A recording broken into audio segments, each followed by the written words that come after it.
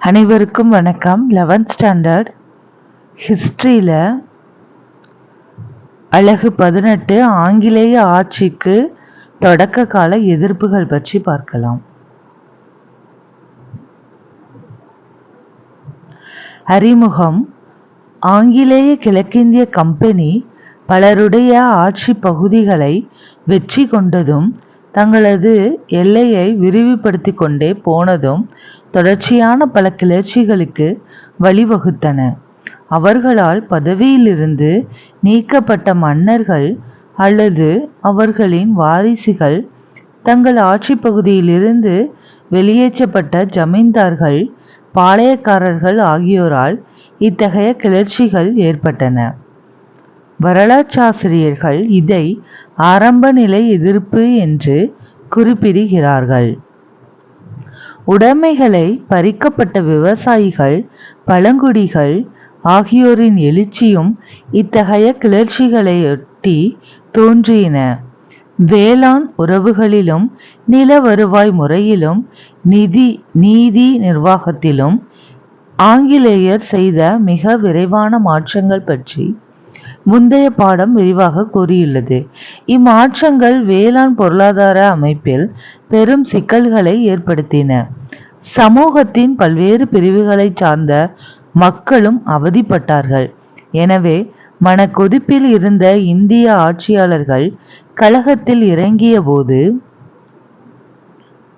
அவர்களுக்கு விவசாயிகள், கைவினைஞர்கள் ஆகியோரின் ஆதரவும் இயல்பாகவே கிடைத்தது. அக்காலகட்டத்தில் தென்னிந்தியாவில் நடந்த நிகழ்வுகளும் 1857 ஆண்டு பெருங்கிளர்ச்சியும் இப்பாடத்தில் விவரிக்கப்படுகின்றன. மைசூர் சுல்தான்களின் எதிர்ப்பு. ஹைதர் அலியின் எழுச்சி. மைசூர் விஜயநகர பேரரசின் கீழ் நில மானிய முறையில் இயங்கிய ஒரு சிறு அரசாக இருந்தது. 1565 விஜயநகர பேரரசு வீழ்ந்ததற்கு பிறகு உடையார் வம்சத்தினர் சுதந்திரமான ஆட்சியாளர் ஆயினர். மைசூர் விஜயநகர பேரரசின் கீழே மானிய முறையில் இயங்கிய ஒரு சிறு அரசாக தான் இருந்துதான். மைசூர் விஜயநகர பேரரசின் கீழ் நில மானிய முறையில் இயங்கிய ஒரு சிறு அரசாக இருந்தது. 1565 விஜயநகர பேரரசு வீழ்ந்ததற்கு பிறகு உடையார் வம்சத்தினர் சுதந்திரமான ஆட்சியாளர் ஆயினர். ராஜா உடையார் 1578 அரியணை ஏறினார். 1610 தலைநகரம் மைசூரில் இருந்து ஸ்ரீரங்கப்பட்டினத்திற்கு மாற்றப்பட்டது. 1610 ராஜா உடையார் தலைநகரம் மைசூரில் இருந்து ஸ்ரீரங்கப்பட்டினத்திற்கு மாற்றினார். அப்போதிருந்து உடையார் வம்சத்தினரின் ஆட்சி 1760 வரை தொடர்ந்தது. 1610 இருந்து 1760 வரை கிட்டத்தட்ட ஒரு 150 ஆண்டுகள். ஹைதர் அலி அதிகாரத்தை கைப்பற்றும் வரை உடையார்களின் ஆட்சி நீடித்தது. ஹைதர் அலியின் தந்தை ஃபதே முகமது கோலார் பகுதியின் கோட்டை காவற்படை தளபதியாக பௌஜ்தார் இருந்தார். ஹைதர் அலியின் தந்தை ஃபதே முகமது கோலார் பகுதியின் கோட்டை காவலர் படை தளபதியாக இருந்தார். அவரது இறப்புக்கு பின் ஹைதர் அலி தன் தலைமை பண்புகள் மூலம் படையின் உயர் பதவிகளை விரைவாக அடைந்தார்.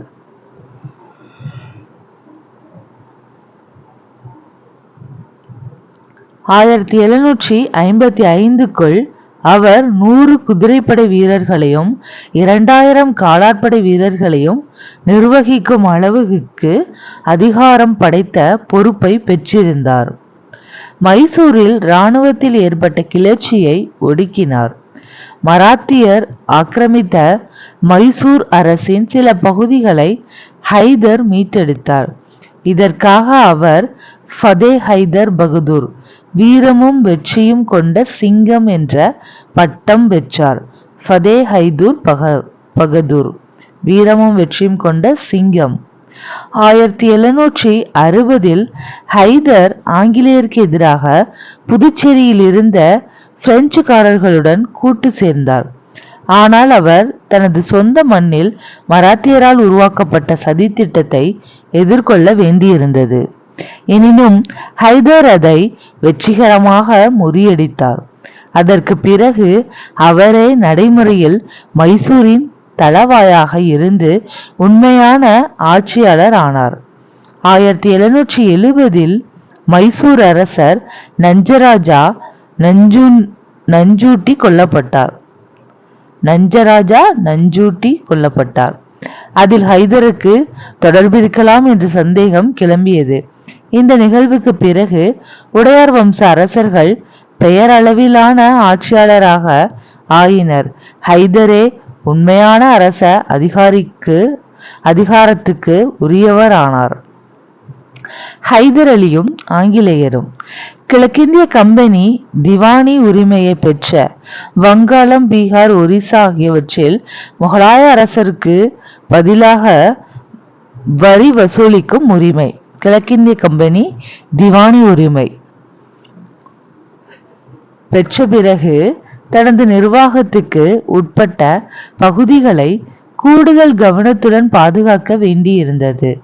கம்பெனி போதுமான வலிமையுடன் இல்லாததால் இந்திய அரசுகளின் உள் விவகாரங்களில் தலையிடுவதை தவிர்த்து வந்தது. ஒரு குறிப்பிட்ட பகுதியில் அதிகாரத்துக்கு உட்பட்ட இடங்களை தக்க வைத்துக் கொள்ள இடைப்பட்ட நாடுகளை பஃபர் ஸ்டேட்ஸ் வாரன் ஹேஸ்டிங்ஸ் சுற்றுவேலி கொள்கை மூலம் தொடர்ந்து அனுமதித்தார். எனினும் கம்பெனி கர்நாடக அரசியல் விவகாரங்களினால் ஈர்க்கப்பட்டது. நவாப் பதவிக்காக தொடர்ச்சியாக நடைபெற்ற மோதல்களே இதற்கு காரணம். ஆங்கிலேய வணிகர்கள் இதை இந்திய அரசியலில் நேரடியாக தலையிடுவதற்கான ஒரு பெரிய வாய்ப்பாக கருதினார்கள். ஆனால் அவர்களின் முயற்சிக்கு ஹைதர் அலி, ஹைதராபாத் நிஜாம் ஆகிய வலிமை மிக்க சக்திகளிடமிருந்து அச்சுறுத்தல்கள் இருந்தன. முதலாம் மைசூர் போர் 1767 முதல் 1769 வரை. மூன்றாம் கர்நாடக போரில் வங்காளத்தில் இருந்து படைகளை வழிநடத்திய கர்னல் ஃபோர்டே 1759 மசூலிப்பட்டினத்தை கைப்பற்றினார். மூன்றாம் கர்நாடக போர்ல வங்காளத்திலிருந்து படைகளை வழிநடத்திய கர்னல் ஃபோர்டே 1759 மசூலிப்பட்டினத்தை கைப்பற்றினார். இது ஜாலாபத் ஜங் உடனான உடன்படிக்கைக்கு வழிவகுத்தது. அதனால அங்க ஒரு உடன்படிக்கை போட நேர்ந்தது. அதுதான் ஜாலாபத் ஜங் உடனான உடன்படிக்கை. அவர் வட சர்க்கார்கள் என அறியப்படும் கஞ்சம், விசாகப்பட்டினம், கோதாவரி, கிருஷ்ணா, குண்டூர் ஆகிய மாவட்டங்களை ஆங்கிலேயருக்கு விட்டு கொடுக்க வேண்டியிருந்தது.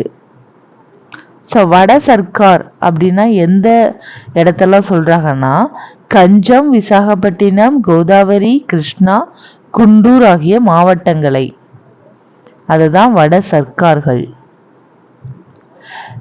இந்த மாவட்டங்களை ஆங்கிலேயருக்கு விட்டு கொடுக்க வேண்டியிருந்தது. ஏன்னா அந்த உடன்படிக்கை போட்டதுனால, ஜாலாபத் ஜங் உடனான உடன்படிக்கையினால.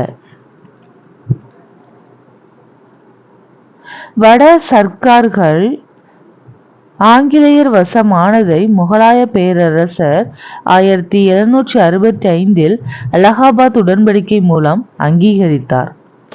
அதை முகலாய பேரரசர் 1765 அலகாபாத் உடன்படிக்கை மூலம் அங்கீகரிச்சாங்க.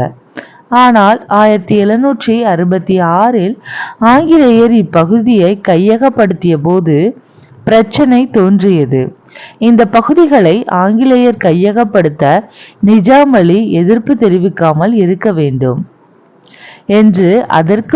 என்றும் அதற்கு பதிலாக அவருக்கு எதிரிகளிடமிருந்து ஆபத்து வரும்போது ஆங்கிலேயர் உதவிக்கு வருவார்கள் என்றும் ஓர் உடன்படிக்கை மேற்கொள்ளப்பட்டது. இந்த வாக்குறுதி மூலம் ஹைதர் அலிக்கு எதிராக நிஜாம் அலிக்கு உதவ தாங்கள் தயாராக இருப்பதை உணர்த்தினார்கள். ஆங்கிலேயர் பின்னாட்களில் பின்பற்றிய துணைப்படை திட்டத்துக்கு இந்நடைமுறை காரணியாக அமைந்தது. நிஜாம் அலி ஆங்கிலேயருடன் உடன்படிக்கை செய்து கொண்டாலும் 1767 அவருக்கும் ஹைதர் அலிக்கும் இடையே ஓர் புரிந்துணர்வு உடன்பாடு ஏற்பட்டது. ஸோ நிஜாம் அலி ஆங்கிலேயரோட உடன்படிக்கை போடுறாரு. ஆனால் 1767 ஹைதர் அலியோட ஒரு புரிந்துணர்வு உடன்பாடு ஏற்படுகிறது. எனவே ஆங்கிலேயர் ஹைதருக்கு எதிராக போரை அறிவித்தார்கள். இது முதலாம் ஆங்கிலேய மைசூர் போர் அல்லது முதலாம் மைசூர் போர் என அறியப்படுகிறது. பம்பாயிலிருந்து வந்த ஆங்கிலேயரின் ஒரு படை மேற்கு கடற்கரையின் மங்களூரையும் அதை சுற்றியிருந்த பிற பகுதிகளையும் கைப்பற்றியது. ஸோ பம்பாயிலிருந்து வந்த ஆங்கிலேயரோட ஒரு படை மேற்கு கடற்கரையின் மங்களூரையும் அதை சுற்றியிருந்த பிற பகுதிகளையும் கைப்பற்றியது. ஆனால் ஹைதர் இவற்றை மீட்டெடுத்தார். பெங்களூரை கைப்பற்ற நினைத்த ஆங்கிலேயரின் முயற்சி வெற்றி பெறவில்லை. ஸோ பெங்களூரை கைப்பற்ற நினைச்ச ஆங்கிலேயரோட முயற்சி வெற்றி பெறவில்லை.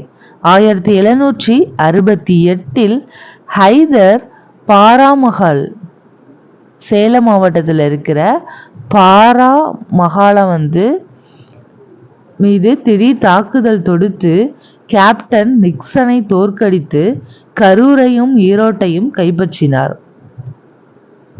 ஸோ 1768 ஹைதர் பாராமஹால் மீது திடீர் தாக்குதல் கொடுத்து கேப்டன் நிக்சனை தோற்கடித்து கரூரையும் ஈரோட்டையும் கைப்பற்றினார்.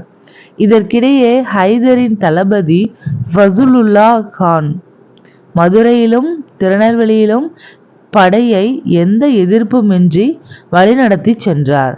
ஹைதர் தஞ்சாவூருக்கும் அங்கிருந்து கடலூருக்கும் முன்னேறி சென்றார். ஆங்கிலேயர் மீதான தாக்குதலை நிறுத்த ஹைதர் விரும்பாவிட்டாலும் மராத்தியர் படையெடுத்து வரக்கூடும் என்ற அச்சுறுத்தல் அவரை ஆங்கிலேயருடன் அமைதி உடன்படிக்கை செய்து கொள்ளும் நிலைக்கு தள்ளியது. ஸோ ஹைதர் ஆங்கிலேயர் மீதான தாக்குதலாலையும் மராத்தியர்கள் படையெடுத்து வந்துருவாங்களோ அப்படிங்கிற ஒரு பயத்தினால ஆங்கிலேயர்கிட்ட ஒரு அமைதியான உடன்படிக்கை செய்து கொள்ளும் நிலைக்கு தள்ளியது அவருக்கு. அவருக்கும் ஆங்கிலேயருக்கும் இடையே மேற்கொள்ளப்பட்ட சென்னை உடன்படிக்கையில் இருந்த நிபந்தனைகள் வருமாறு. ஸோ இவர் இப்போ ஆங்கிலேயரோட அமைதியான உடன்படிக்கை போடுறாரு ஹைதரு. அதுதான் சென்னை உடன்படிக்கை. ஸோ அதில் என்ன சொல்கிறாங்கன்னா, இரு தரப்பும் கைப்பற்றிய பகுதிகளை அவரவரிடம் திரும்ப ஒப்படைக்க வேண்டும். கரூர் மற்றும் ஹைதரின் வசம் இருக்கும் தங்களை தற்காத்து கொள்ள நடைபெறும் போர்களில் இரு தரப்பும் ஒருவருக்கொருவர் உதவ வேண்டும். இது மராத்தியருக்கு எதிராக ஆங்கிலேயர் உதவுவதற்கு கடமைப்பட்டவர்கள் என்பதையே குறித்தது. ஆனால் ஹைதருக்கும் மராத்தியருக்கும் எதிரான சண்டையின் போது தேவையான நேரத்தில் ஆங்கிலேயரின் உதவி கிடைக்காததால் ஹைதர் ஆங்கிலேயருக்கு எதிராக திரும்பினார். ஸோ இந்த மாதிரி உடன்படிக்கை போட்டாங்க, ஆனால் ஆங்கிலேயர்கள் உதவி செய்யலை. அதனால் ஹைதர் ஆங்கிலேயருக்கு எதிராக திரும்ப ஆரம்பித்தார். இரண்டாம் மைசூர் போரும் ஹைதரும் 1780 முதல் 84 வரை. அமெரிக்க சுதந்திர போருக்கு பிறகு பிரான்ஸ் அமெரிக்காவுடன் நட்பு உடன்படிக்கை 1778 செய்து கொண்டது. எனவே பிரிட்டன் பிரான்சுக்கு எதிரான போரை அறிவித்தது. இதை போலவே ஸ்பெயினும் அமெரிக்காவுடன் நட்பு உடன்படிக்கை மேற்கொண்டு இங்கிலாந்துக்கு எதிராக போரில் 1779 இறங்கிய போது இங்கிலாந்து தனிமைப்பட்டது.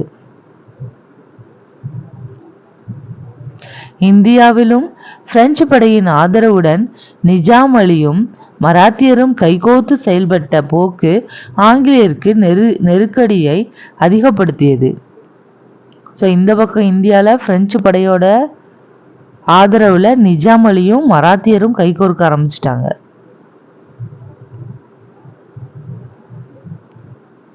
ஹைதர் அலி இந்த சூழலை தனக்கு சாதகமாக பயன்படுத்தி கொள்ள கர்நாடகத்திற்கு படையெடுத்தார். ஹெக்டர் மன்றோ தலைமையிலான படையுடன் சேர்ந்து செயல்பட வேண்டிய கர்னல் பெய்லி ஹைதரின் திடீர் தாக்குதலில் கடுமையாக காயமுற்றார். ஹெக்டர் மன்றோ தலைமையிலான படையுடன் சேர்ந்து செயல்பட வேண்டிய கர்னல் பெய்லி ஹைதரின் திடீர் தாக்குதலில் கடுமையாக காயமுற்றார். இது மன்றோவை சென்னை நோக்கி செல்ல வைத்தது. ஹைதர் ஆற்காட்டை கைப்பற்றினார் 1780. இந்நிலையில் சென்னை அரசாங்கத்தின் வேண்டுகோளுக்கிணங்க வந்தவாசி போரில் வெற்றி பெற்ற அயர்கூட் மதராஸை கடல் வழியே முற்றுகையிட வங்காளத்திலிருந்து அனுப்பப்பட்டார்.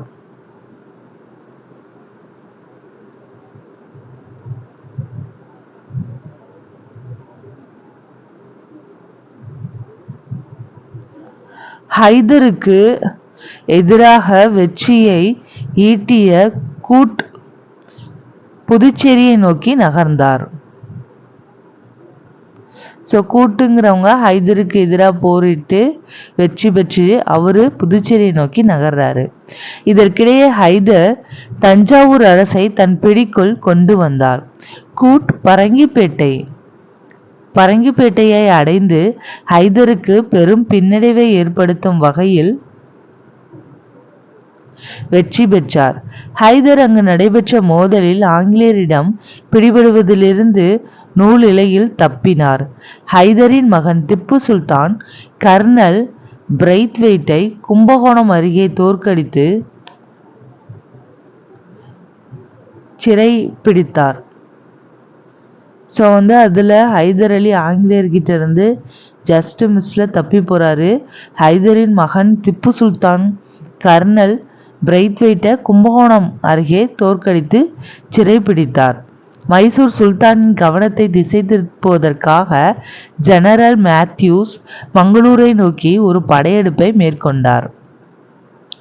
மைசூர் சுல்தானோட கவனத்தை திசை திருப்புறதுக்காக ஜெனரல் மேத்யூஸ் மங்களூர் நோக்கி ஒரு படையெடுப்பை மேற்கொண்டார். இந்த நடவடிக்கை ஆங்கிலேயர் எதிர்பார்த்தபடி திப்பு சுல்தானை கர்நாடகத்தை விட்டு மேற்கு கடற்கரையை நோக்கி நகர வைத்தது.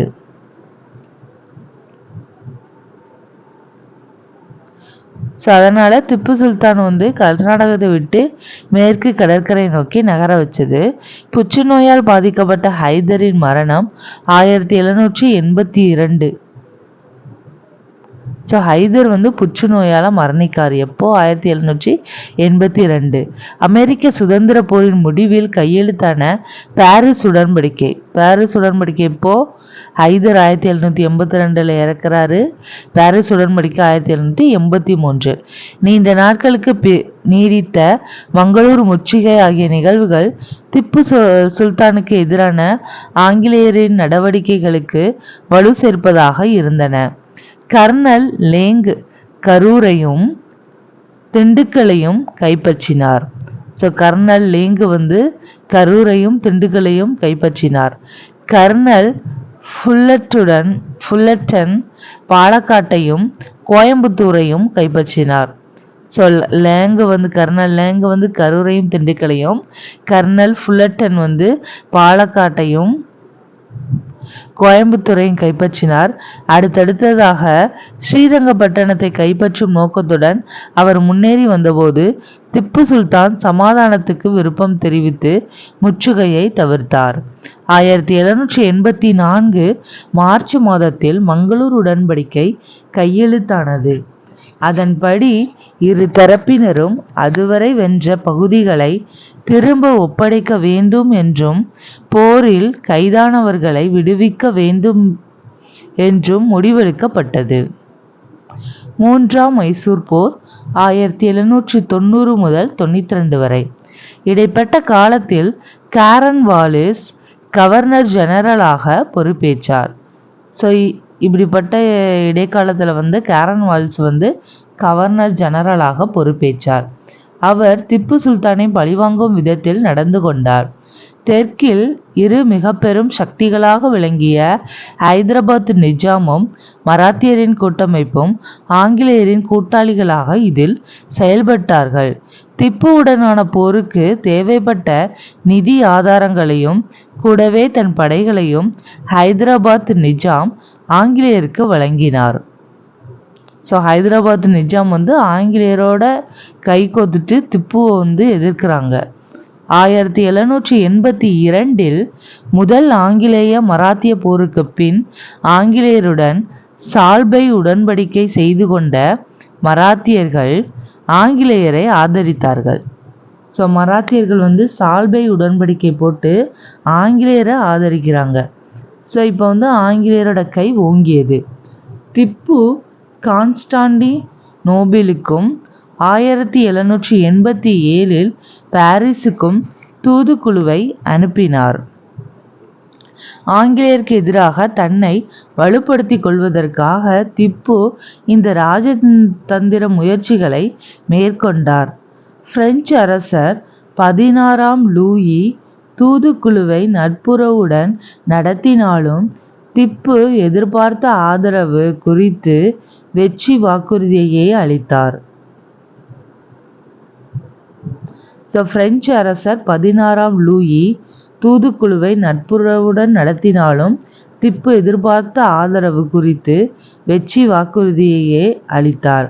பிரிட்டனுடன் நட்பு பாராட்டிய திருவிதாங்கூர் மீதான திப்புவின் தாக்குதலும் கொடுங்கலூரை கைப்பற்றியதும் கம்பெனி அரசுடனான போருக்கான அறிவிப்பாகவே எடுத்துக்கொள்ளப்பட்டன. இவ்வாறு 3ஆம் ஆங்கிலேய மைசூர் போர் தொடங்கியது. கர்னல் ஹாட்லி திப்புவின் தளபதி உசைன் அலியை கள்ளிக்கோட்டையில் தோற்கடித்தார். கர்னல் ஹாட்லி திப்புவின் தளபதி உசைன் அலியை கள்ளிக்கோட்டையில் தோற்கடிக்கிறாரு. இதற்கு பதிலடியாக திப்பு திருவண்ணாமலையை கைப்பற்றினார். புதுச்சேரி பிரெஞ்சு ஆளுநரின் ஆதரவை பெறுவதற்கு திப்பு எடுத்த முயற்சி வெற்றி பெறவில்லை. காரன்வாலிஸ் தானே வேலூரில் இருந்த படையெடுத்து பெங்களூரை அடைந்தார். வழியில் அவர் திப்புவை எதிர்கொள்ள நேர்ந்தது. ஸ்ரீரங்கப்பட்டணம் அருகே திப்பு தோற்கடிக்கப்பட்டார். படையெடுப்பின் போது தேவைப்படும் பொருட்களின் பற்றாக்குறையால் காரன்வாலிஸ் பின்வாங்க வேண்டியிருந்தது. இந்த தருணத்தில் மராத்தியர் ஆங்கிலேயருக்கு தேவையான பொருட்களை வழங்கினார்கள்.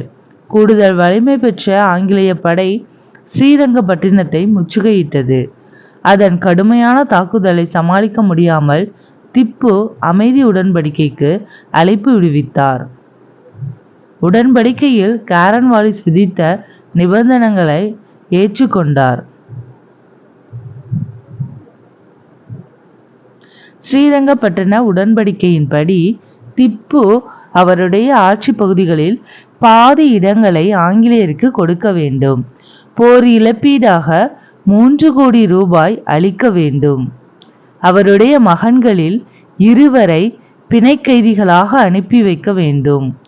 கூட்டணியாளரிடையே திப்புவிடமிருந்து பெறப்பட்ட பகுதிகளும் இழப்பீட்டு தொகையும் சமமாக பகிர்ந்து கொள்ளப்பட்டன. ஸோ திப்பு பயந்து அமைதி உடன்படிக்கை போடுறாங்க. அதுதான் ஸ்ரீரங்கப்பட்டண உடன்படிக்கை. இதில் என்ன சொல்கிறாங்கன்னா, திப்பு அவருடைய ஆட்சி பகுதியில் பாதி இடங்களை ஆங்கிலேயருக்கு கொடுத்துடணுமா. அந்த போர் நடந்ததில்ல, அந்த போர் இழப்பீட்டுக்காக 3 கோடி ரூபாயும் அளிக்கணுமா. அவருடைய மகன்களில் 2 பிணை கைதிகளாக அனுப்பி வைக்கணுமா. ஸோ கூட்டணியாளரிடையே திப்புவிடமிருந்து இப்போ ஆங்கிலேயர்களுக்கு கூட்டணியாக இருந்த மராத்தியர்கள் இவங்க எல்லாருமே அது எல்லாத்தையும் சமமாக பிரிச்சுக்கிட்டாங்க, ஆங்கிலேயரும் மராத்தியர்களும்.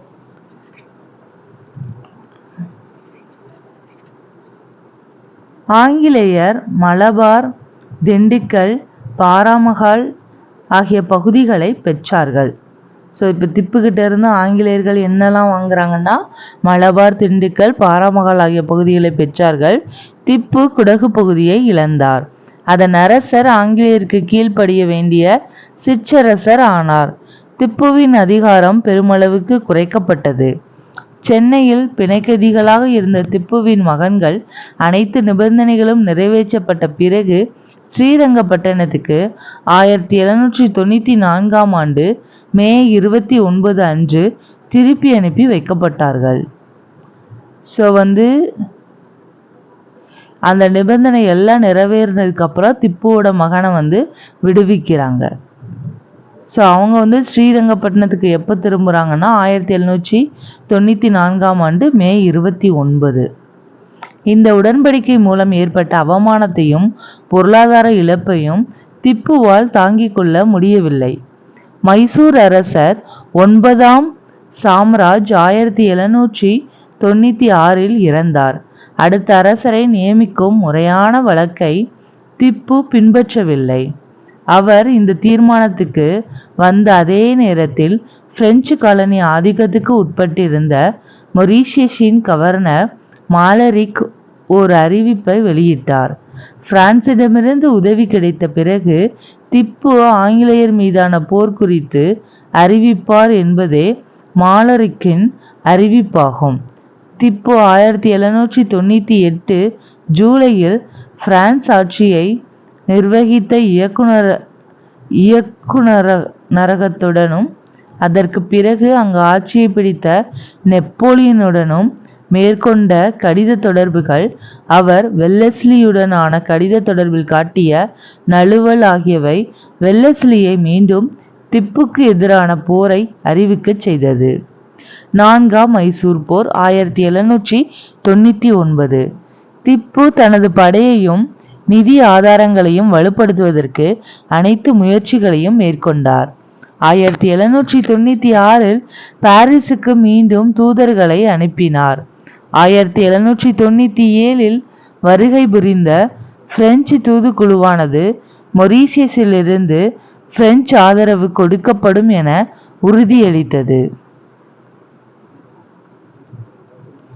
1797 வருகை புரிந்த பிரெஞ்சு தூதுக்குழுவானது மொரீஷியஸிலிருந்து பிரெஞ்சு ஆதரவு கொடுக்கப்படும் என உறுதியளித்தது. பிரான்சில் இருப்பதைப் போல ஸ்ரீரங்கப்பட்டினத்திலும் ஜேக்கோபியர் கழகம் தொடங்கப்பட்டது. ஸோ பிரான்ஸில் ஜேக்கோபியர் கழகம் இருந்த மாதிரி ஸ்ரீரங்கப்பட்டினத்திலையும் தொடங்குறாங்க. மைசூர் சுல்தானுக்கும் பிரெஞ்சு அரசருக்குமான நல்லுறவை தெரிவிக்கும் விதத்தில் பிரெஞ்சு குடியரசின் கொடி ஏற்றப்பட்டது. பிரான்சுடன் திப்பு ஏற்படுத்தி கொண்ட கூட்டணியால் கோபமுற்ற புதிய கவர்னர் ஜெனரலான வெல்லஸ்லி துணைப்படை திட்டத்தின் கீழ் மைசூரில் ஆங்கிலேய படை ஒன்றை நிரந்தரமாக வைத்திருக்க வேண்டும் என வலியுறுத்தினார். திப்பு இதை ஏற்கவில்லை. ஆங்கிலேயர் 4ஆம் ஆங்கிலேய மைசூர் போரை 1799 அறிவித்தனர். ஜெனரல் டேவிட் பெயர் ஸ்ரீரங்கப்பட்டினத்தின் மீது திடீர் தாக்குதல் கொடுத்து கைப்பற்றினார். அமைதி உடன்படிக்கைக்கான திப்புவின் வேண்டுகோள் நிராகரிக்கப்பட்டது. இறுதி மோதலில் காயமுற்ற திப்பு ஒரு ஐரோப்பிய படைவீரனால் சுட்டுக் கொல்லப்பட்டார். ஸோ இறுதி மோதலில் காயமுற்ற திப்பு ஒரு ஐரோப்பிய படை வீரனால் சுட்டு கொல்லப்பட்டார். திப்புவை அகற்றியதும் உடையார் வம்சத்தினரை மீண்டும் ஆட்சியில் அமர்த்தியதும் தென்னிந்தியாவில் கம்பெனி ஆட்சியின் உண்மையான தொடக்கமாக அமைந்தன. திப்புவின் மகன்கள் முதலில் வேலூரில் சிறை வைக்கப்பட்டார்கள். 1806 வேலூர் கிளர்ச்சிக்கு பிறகு கல்கத்தாவுக்கு மாற்றப்பட்டார்கள். இவ்வாறு ஆங்கிலேயருக்கு எதிரான மைசூர் சுல்தான்களின் வீரம் செறிந்த மோதல்கள் முடிவுக்கு வந்தன. தென்னக பாளையக்காரர்களின் தொடக்க கால எதிர்ப்பு. ஸோ ஹைதர் அலி எதிர்ப்பு முடிஞ்சது. இப்போ பாளையக்காரர்களோட எதிர்ப்பு. பாளையக்காரர்களின் தோற்றம். விஜயநகர பேரரசின் வீழ்ச்சிக்கு பிறகு அரச பிரதிநிதியாக மதுரைக்கு வந்த நாகம நாயக்கரும் அவருடைய மகன் விஸ்வநாத நாயக்கரும் மதுரை, திருநெல்வேலி ஆகியவற்றின் சுதந்திரமான ஆட்சியாளராக தங்களை உறுதிப்படுத்தி கொண்டனர். தளவாய் அரியநாத முதலியாரின் திறமையான வழிகாட்டுதலின் கீழ் முன்னாள் பாண்டிய பேரரசின் அனைத்து சிற்றரசுகளும் வகைப்படுத்தப்பட்டு 72 பாளையங்களாக மாற்றப்பட்டன. விஸ்வநாத நாயக்கர் மதுரையை சுற்றி வலிமை மிகுந்த ஒரு கோட்டையை எழுப்பினார். அதில் 72 அரண்கள் இருந்தன. ஒவ்வொன்றும் ஒவ்வொரு தலைமையின் கீழ் இருந்தன. பாளையக்காரர் அரசருக்கு ஆண்டுதோறும் குறிப்பிட்ட தொகையை கப்பமாக செலுத்துவதற்கும் தேவையான போது படைவீரர்களை அனுப்புவதற்கும் பாளையத்தில் சட்டம் ஒழுங்கை பாதுகாப்பதற்கும் கடமைப்பட்டவர். இந்த கடமைகளையும் பிற பணிகளையும் செய்வதற்கு தேவையான நிதி ஆதாரத்தை பெற சில கிராமங்கள் அவருக்கு வழங்கப்பட்டிருந்தன. அக்கிராமங்களில் அவர் வரி விதித்து நிதி திரட்டினார். இத்துடன் கூடுதலாக பல பட்டங்களும் சிறப்புரிமைகளும் பாளையக்காரர்களுக்கு வழங்கப்பட்டன. பாளையத்துக்கு உட்பட்ட பகுதியில் குடிமையியல் பிரச்சனைகளும் குற்றவியல் பிரச்சனைகளும் விசாரணை நடத்தி நீதி வழங்கும் அதிகாரமும் அவருக்கு உண்டு. ஸோ பாளையக்காரராக இருக்கிறவங்களுக்கு பாளையத்துக்கு உட்பட்ட பகுதியில் குடிமையியல் பிரச்சனைகளிலும் குற்றவியல் பிரச்சனைகளிலும் விசாரணை நடத்தி நீதி வழங்குற அளவுக்கு அந்த பாளையக்காரங்களுக்கு அதிகாரம் இருந்துதான். புவியியல் அடிப்படையில் பரவியிருந்த பாளையங்களை மேற்கு பாளையங்கள் கிழக்கு பாளையங்கள் என இரண்டாக பிரிக்கலாம். மறவர் குறுநில மன்னர்களிடமிருந்த பாளையங்கள் பெரும்பாலும் திருநெல்வேலியின் மேற்கு பகுதியில் அமைந்திருந்தன. கிழக்கு பகுதியில் உள்ள கரிசல் நிலப்பரப்புகளில் தெலுங்கு பேசுவோர் குடியேறி இருந்தார்கள். அவை பாளையக்கார நாயக்கர்களின் கட்டுப்பாட்டில் இருந்தன. பாளையக்காரர்களின் கிளர்ச்சி. தமிழ்நாட்டின் பல்வேறு பகுதிகளில் கிராமங்களை அடகு வைத்து ஏராளமாக கடன் வாங்கியிருந்த ஆற்காடு நவாப் அங்கெல்லாம் நிலவரி வசூல் செய்யும் உரிமையை கம்பெனிக்கு அளித்தார். ஸோ தமிழ்நாட்டில் பல்வேறு பகுதியில் கிராமங்களை அடகு வச்சு ஏராளமான கடன் வாங்கியிருந்த ஆற்காடு நவாப்பு அங்கெல்லாம் நிலவரி வசூல் செய்யும் உரிமையை கம்பெனிக்கு அளிக்கிறாரு. கான் சாஹிப் என்று அழைக்கப்பட்ட யூசுப் கான் கிழக்கிந்திய கம்பெனி படையில் இந்திய வீரர்களுக்கு தலைவராக நியமிக்கப்பட்டார். ஸோ கான் சாஹிப்ங்கிறது யூசுப் கான் தான்.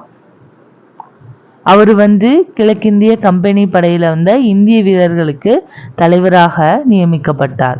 அவருக்கு படைத்தலைமையுடன் வரி வசூலிக்கும் பொறுப்பும் வழங்கப்பட்டது. ஆற்காடு நவாபின் வேண்டுகோளின்படி 1755 இவருக்கு உதவி செய்ய 500 ஐரோப்பியரும் 200 சிப்பாய்களும் அடங்கிய படை மதுரை திருநெல்வேலி பகுதிகளுக்குள் நுழைய உத்தரவிடப்பட்டது.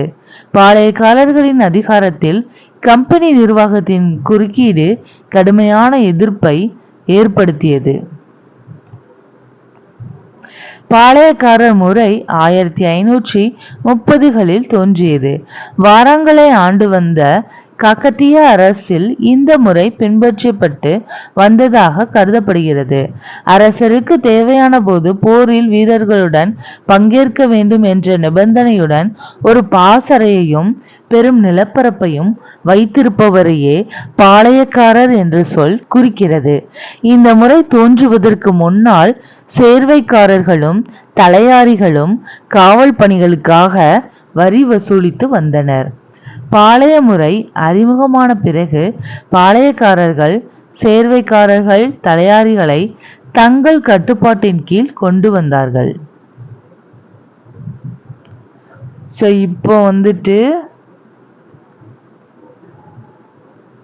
யூசுப் கானுக்கு 1755 உதவி செய்யறதுக்காக 500 ஐரோப்பியரையும் 200 சிப்பாய்களும் அடங்கிய படை மதுரை திருநெல்வேலி பகுதிகளுக்கு நுழைய உத்தரவிடப்பட்டது. ஏன்னா வரி வசூல் அந்த கப்பம் கட்டுறாங்கல்ல, அதுவும் அந்த வசூல்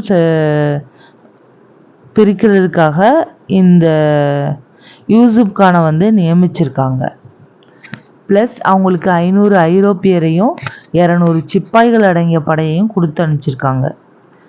மாபூஸ் கான் ஆற்காடு நவாபின் மூத்த அண்ணன்.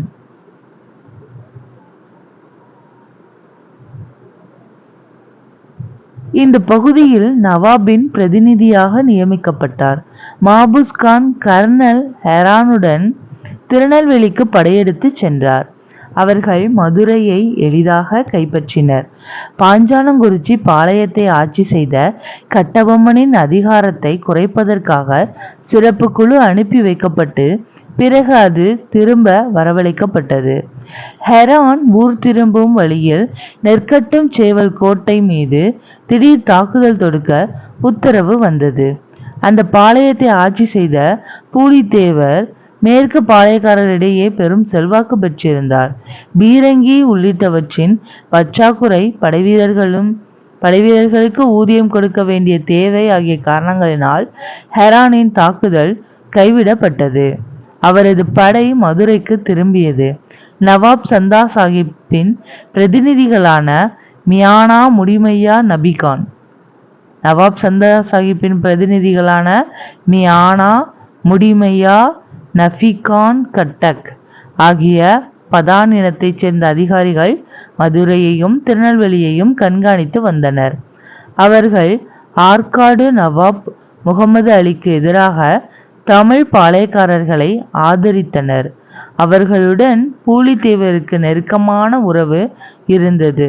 ஊற்றுமலை, சுரண்டை, தலைவன்கோட்டை, நடுவக்குறிச்சி, சிங்கம்பட்டி, ஊர்காடு, சேத்தூர், கொல்லம்கொண்டான், வடகரை ஆகிய பாளையங்களின் ஆட்சியாளர்களும் பூலித்தேவரின் கூட்டமைப்பில் சேர்ந்தனர். ஸோ எந்த இதெல்லாம் ஊற்றுமலை, சுரண்டை, தலைவன்கோட்டை, நடுவக்குறிச்சி, சிங்கம்பட்டி, ஊர்காடு, சேத்தூர், கொல்லம்கொண்டான், வடகரை இந்த 9 பகுதியும் பூலித்தேவருக்கு துணையா இருந்தாங்க.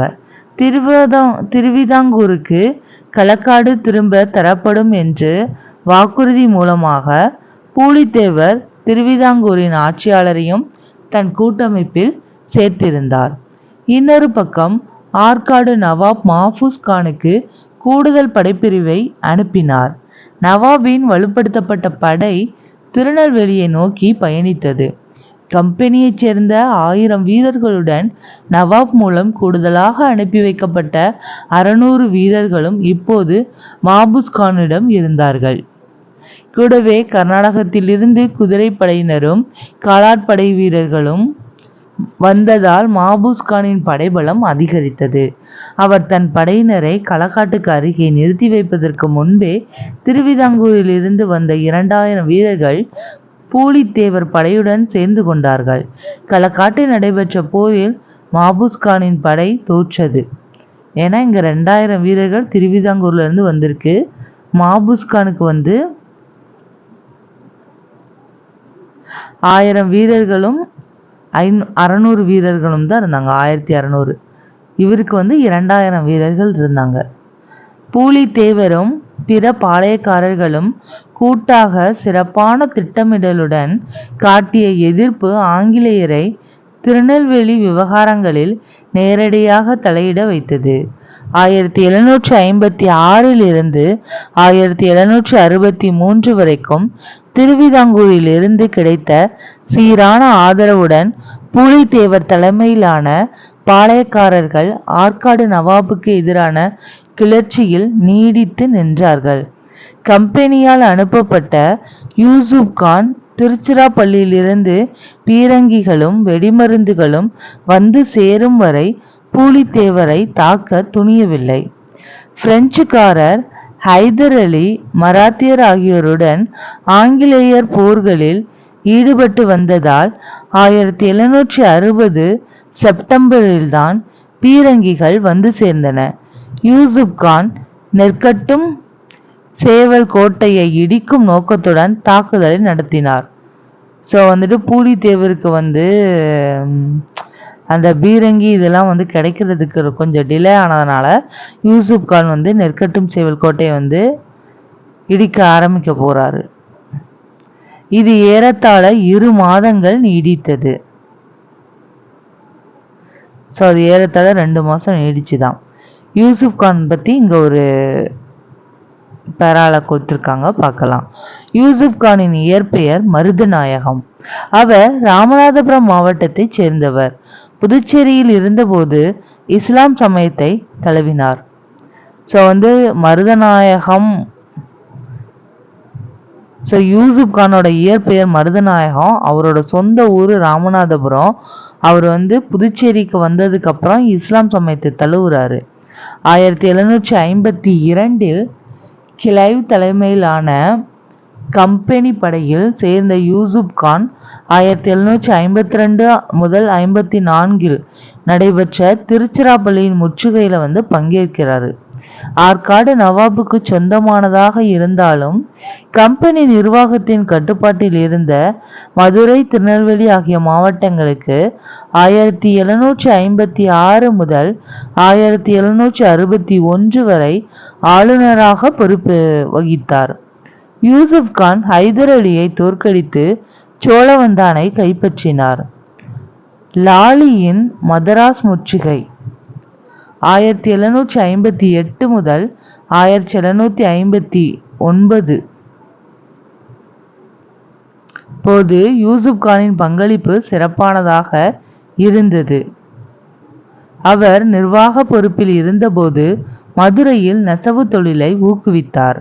மதுரை கோவில்களில் வழிபாடு நடத்துவதற்கு குறிப்பிட்ட தொகையை வழங்கினார். மதகுருக்கள் வசமிருந்த கோவில் நிலங்களை மீட்டெடுத்தார். ஆங்கிலேயர் அவரை ஆற்காடு நவாபுக்கு பணி செய்ய ஆணையிட்டதால் அவர் கிளர்ச்சியில் இறங்கினார். 1761 மே 16 நெற்கட்டும் சேவல், வாசுதேவநல்லூர், பனையூர் ஆகிய இடங்களில் இருந்து முக்கியமான கோட்டைகள் யூசுப் கான் வசமாயின. புதுச்சேரியை ஆங்கிலேயர் கைப்பற்றியதால் பிரெஞ்சுக்காரர்களின் தலையீடு இல்லாமல் ஆனது.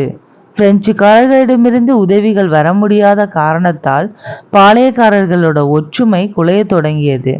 திருவிதாங்கூர், சேத்தூர், ஊற்றுமலை, சுரண்டை ஆகிய பாளையங்களை சேர்ந்தவர்கள் ஆங்கிலேய அணிக்கு மாறினர். கம்பெனி நிர்வாகத்துக்கு தெரிவிக்காமல் பாளையக்காரர்களிடம் பேச்சுவார்த்தை நடத்தி கொண்டிருந்த யூசுப் கான் துரோக குற்றச்சாட்டு சுமத்தப்பட்டு 1764 தூக்கிலிடப்பட்டார். ஸோ இங்க யூசுப் கான்